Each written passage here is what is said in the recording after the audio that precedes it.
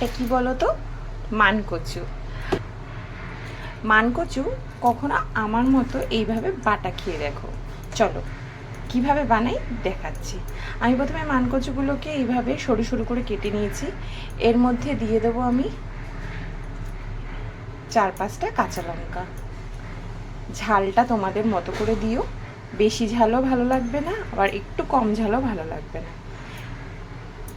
তারপরে দেখো আমি একটা হাফ নারকেল এরকম করে কুড়িয়ে নিয়েছি।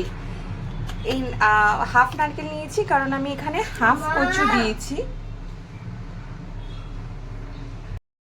তারপরে এটাকে ভালোভাবে পেস্ট করার পালা। হাতে বা মিক্সিতে যেটাতে সুবিধা হয় সেটাতেই পেস্ট করতে পারো। হাতে পেস্ট করতে গেলে একটু অসুবিধা হয় কারণ হাতটা চুলকবে, মানকচু তো।